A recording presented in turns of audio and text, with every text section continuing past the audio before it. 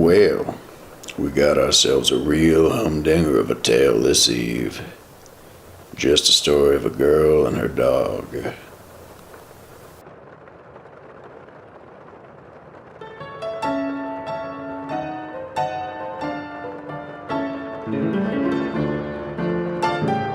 She was a girl who was just old enough and just big enough to be left alone for the evening by her parents.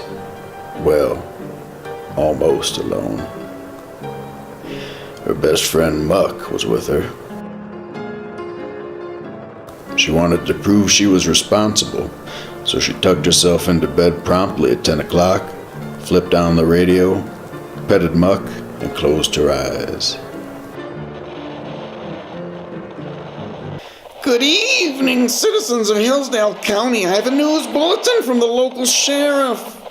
A man has escaped from the asylum outside town. He's reported to be deranged with short and stocky build and very hairy. If you see this man, you're instructed to call the local sheriff's department at 555. Well, she was scared by the radio broadcast, sure, but turning it off helped. Having Muck there helped too. She figured she'd make it after all. But just as she drifted off to sleep, her eyes opened to the darkness.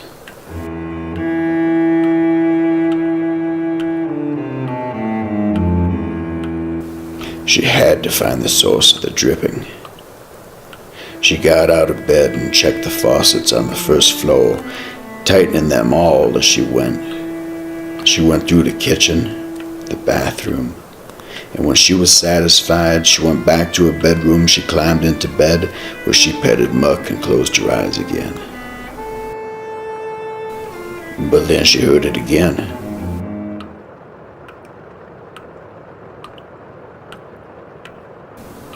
She got out of bed, and this time she climbed the stairs to the dark second floor.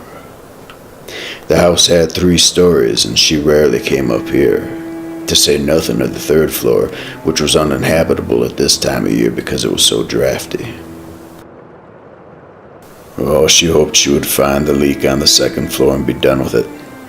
So she went to the bathroom, she tightened all the faucets, and then she quickly descended the stairs and hopped into the safety of her bed, where she petted Muck and closed her eyes against the darkness once more. But then, she heard it again. So she knew it must be on the 3rd floor that the faulty faucet did its drippy deed.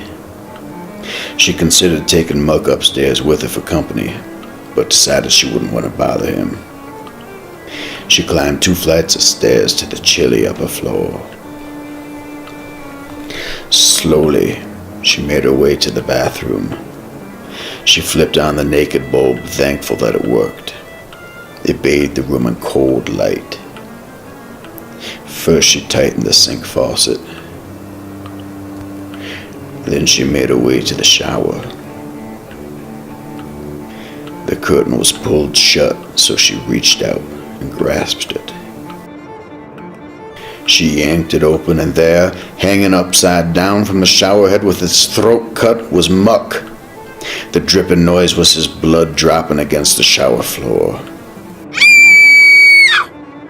But if Muck were here, dead, then what? Or whose fur had she been petting?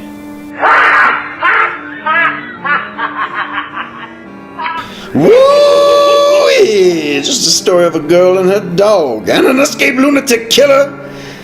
I'm gonna go fetch myself some elixir and think on kinder thoughts. Until the tale brings us together again, folks.